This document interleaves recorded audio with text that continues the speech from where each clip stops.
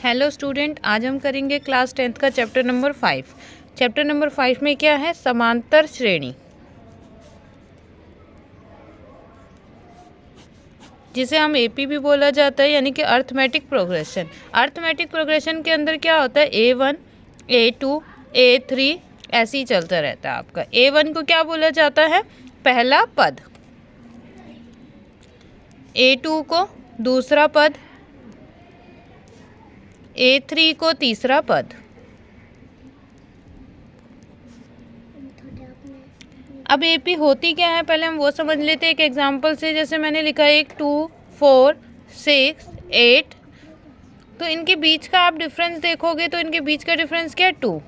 6 में से 4 गया 2, 8 में से 6 गया 2, तो 2 2 का डिफरेंस है। इट मीन्स ये एपी है।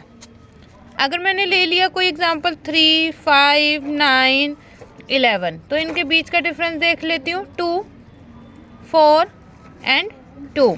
तो डिफरेंस जो है आप देखोगे सेम नहीं है, तो इट मीन्स ये एपी नहीं है। अब आ जाता है डी। डी क्या होता है? डी का मतलब होता है सार्वंतर, यानी कि कॉमन डिफरेंस। कॉमन डिफरेंस आप कैसे निकालोगे? पीछे वाले पद में से आगे वाला पद माइनस कर दो, जैसे कि A2 में से A1 माइनस कर दो, A3 में से A2 माइनस कर दो, या फिर A4 में से A3 माइनस करके आप डी निकाल सकते हो। अब हम समझ लेते हैं इसको आगे। देखिए A1 तो हमारा A ही होता है। अब A2 निकालने का फॉर्मूला होता है A प्लस डी। A3 निकालने का फॉर्मूला है A प्लस 2D। A4 निकालने का फॉर्मूला है A प्लस 3D।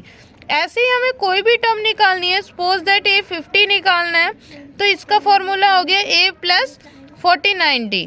या फिर हमें A100 निकालनी है तो A प्लस 99D। ऐसे ही हम कोई सी भी टर्म निकाल सकते हैं। आपने देखा होगा जब मुझे A2 निकालना था तो D कितने थे? 1 था। जब A3 निकालना था तो D की वैल्यू कितनी थी? यहाँ पे 2D हो गए थे।